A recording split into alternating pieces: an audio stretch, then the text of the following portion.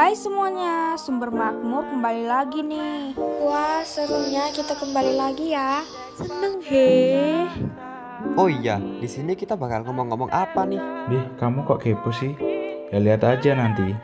Yang jelas, nanti seru pol. Hahaha. Oke yuk, kita langsung lanjut. Sebelum itu, jangan lupa nonton sampai habis, serta like dan juga komen ya. Oke, check it out. Si, sabar. Masa yuk kano intro nih. Editor, intro. Every fucking beat demolished when I snap its fucking game.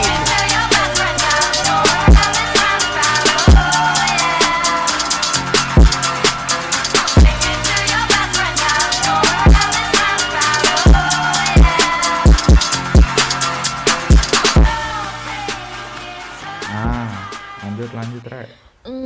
Oke. By the way, kalian kangen sekolah nggak nih? Itu sih nggak usah ditanya lagi, pastinya keren lah ya. Bener tuh, tapi kapan ya kita bisa balik belajar lagi di sekolah? Gimana mau balik ke sekolah kalau wabah COVID-19 ini aja belum kelar? Jadi stres aku di rumah terus. Hati-hati loh. Bisa-bisa nanti pikiranmu yang kayak gitu bisa mempengaruhi tubuhmu juga. Iya, bener tuh. Salah satu alasan mengapa pola pikir mempengaruhi kesehatan adalah karena perspektif negatif yang selalu kamu pikirkan dapat membuat diri sendiri merasa khawatir dan stres. Kemudian, kekhawatiran ini akan berdampak pada kesehatan fisik. Tunggu dulu dong. Kalian tahu nggak? Tahu apaan sih? Ya nggak tahu lah, orang belum dikasih tahu juga. Jadi, sebentar lagi kayaknya kita udah bakalan bisa balik sekolah loh. Hah? Seriusan? Jangan bohong ih. Iya, beneran. Katanya di Indonesia udah ditemukan vaksin untuk virus COVID-19 loh. Jangan seneng duluan atuh. Kemarin, temen lesku cerita kalau di Korea banyak orang meninggal akibat vaksin virus corona itu. Hah? Serius? Jangan ngadi-ngadi deh. Kalau gitu, aku nggak mau dapat vaksin corona deh. Teman-teman, jangan gampang percaya dulu dong sama berita hoax kayak gitu.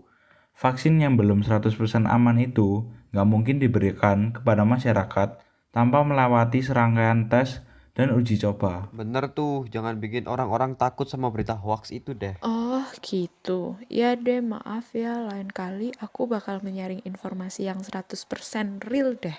Ngomong-ngomong, perbedaan vaksin sama imunisasi itu apa sih? Kok aku masih bingung ya? Jadi, vaksinasi itu adalah kegiatan memasukkan vaksin ke dalam tubuh seseorang untuk menghasilkan kekebalan tubuh terhadap suatu penyakit tertentu.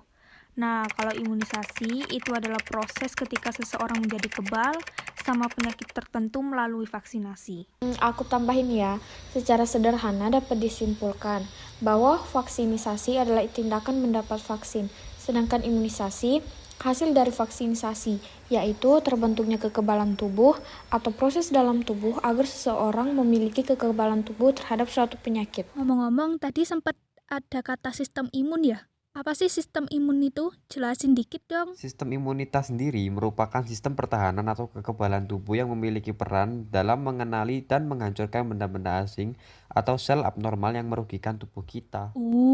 Macam tuh. Oke, paham. Memang ya, temanku semua pintar. Aku padamu guys. Wah, ternyata menjaga sistem imun tubuh kita itu penting banget ya. Iya dong, tapi gimana sih cara menjaga sistem imun tubuh kita? Cara meningkatkan sistem imun tubuh kita adalah dengan menjaga pola hidup kita. Salah satunya mengonsumsi makanan dan minuman yang bergizi. Ngomong-ngomong soal makanan nih ya, kita bisa loh memanfaatkan ide dan juga peluang usaha yang menguntungkan banyak orang, terutama dalam bidang kesehatannya. Gimana tuh caranya? Kita bisa mengolah makanan atau minuman yang dapat meningkatkan kesehatan imun dengan bahan-bahan yang tersedia dan mudah ditemukan di daerah kita. Tapi kalau gak laku dan malah kita sendiri yang rugi gimana dong? Kan masyarakat banyak yang belum tahu nih tentang manfaat makanan yang meningkatkan imun. Nah, itu pentingnya promosi bro. Zaman milenial gini, walaupun new normal, kita harus tetap bisa mengembangkan bisnis kuliner dengan teknologi-teknologi canggih yang sudah tersedia sekarang ini. Aku punya ide. Gimana kalau promosi dengan cara periklanan atau advertising?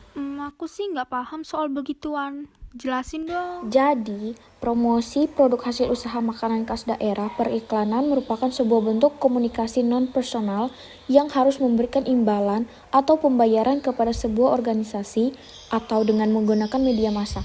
Media yang biasanya digunakan itu televisi, surat kabar, majalah, internet, dan lain-lain. Banyak deh pokoknya. Aha, kalau gitu aku punya rahasia yang khusus aku share buat kalian. Apa tuh? Aku punya resep makanan simple, rahasia anti gagal yang pasti orang-orang suka. Wow, boleh juga tuh. Bagi tahu dong kakak, makanan apa dan gimana sih langkah-langkah pembuatannya? Namanya cinnamon muffins. Waduh, keren banget namanya. Pasti makanan ini sesuai sama selera orang zaman sekarang. Dan pastinya bermanfaat buat sistem imun kita. Bener tuh, makanan ini terbuat dari kayu manis yang merupakan sumber senyawa antioksidan yang bagus. Kayu manis bertindak sebagai stimulator kekebalan tubuh dan menyangkal penyakit pilek, batuk, dan radang. Sebuah penelitian menunjukkan bahwa ekstrak polifenol kayu manis mengatur fungsi kekebalan tubuh dan melawan mikroorganisme. Wih, keren banget tuh manfaatnya. Apalagi Indonesia kan sumber daya penghasil rempah-rempah. Terus langkah pembuatannya gimana nih, Bre? Wah, aku tahu itu langkahnya. Simple kok. Pertama, siapin bahan utamanya dulu. Ada kayu manis, terigu, telur, susu, dan bahan basahnya juga kayak butter, garam, dan gula. Terus campur semua bahan kering dengan mixer hingga tercampur rata. Dan tambahkan bahan basahnya. Setelah itu masukkan dalam cup muffin dan masukkan ke oven deh. Wah, gampang banget. Yuklah, langsung praktekin. Guys, gimana kalau... Bentar-bentar. Kok kamu kayaknya lemes gitu sih? Yang semangat dikit dong. Gimana mau semangat coba? Tugas sekolahku banyak banget. Sampai-sampai pas waktu kumpul sama keluargaku, aku tetap kepikiran sama tugasku. Sama kok, aku ya juga dapat tugas yang banyak. Apalagi kayaknya juga semua sekolah deh yang kasih tugas banyak kepada murid-muridnya. Iya, tahu. Tapi aku juga sedikit khawatir sama diri sendiri. Khawatir apa sih? Khawatir telat kumpul nih. Bukan nih. Itu loh, kemarin aku sempat dengar kabar tentang anak yang masih duduk di bangku sekolah yang bunuh diri itu loh. Dan telah dikonfirmasi kalau salah satu faktor terbesarnya adalah banyaknya tugas sekolah yang menumpuk. Itu tuh teman-teman seperti yang sudah sempat kita singgung di awal tadi bahwa pikiran itu bisa mempengaruhi tubuh kita. Betul itu, selain mempengaruhi tubuh kita, hal tersebut juga termasuk pelanggaran HAM nggak sih? Iya, buat yang belum tahu apa itu HAM, dalam terang ajaran gereja, yakni hak yang melekat pada diri manusia sebagai insan ciptaan Allah.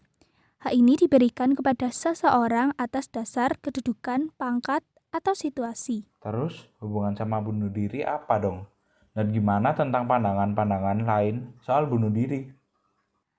Pandangan gereja tentang bunuh diri menurut Alkitab yaitu bahwa nyawa manusia tidak boleh diremehkan karena kehidupan manusia itu punya nilai yang istimewa yang bersifat pribadi sehingga manusia tidak boleh menghilangkan nyawa sendiri sebab hanya Tuhan yang boleh mengambil kembali nyawa manusia ya. Aku tambahin ya, menurut Katekismus Gereja Katolik, bunuh diri itu bertentangan dengan cinta kepada Allah yang hidup dan juga melanggar hukum cinta kepada diri sendiri dan sesama. Oh, jadi gitu ya. Sekarang aku makin paham untuk benar-benar selalu menjaga pikiran kita agar tidak stres dan yang pada akhirnya melakukan hal yang tidak baik. Ya bener tuh, apalagi di masa pandemi ini.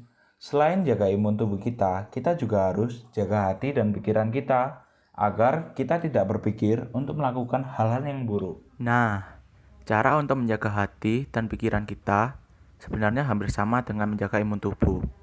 Seperti olahraga serta istirahat yang cukup. Dan kita bisa menyibukkan diri dengan hobi agar pikiran kita rileks. Betul, buat teman-teman dicatat ya, jangan sampai lupa. BTW, kayaknya kita harus pamit undur diri dulu deh. Ya, nggak kerasa nih udah sampai akhir. Ya, oke deh, sampai di sini dulu ya guys.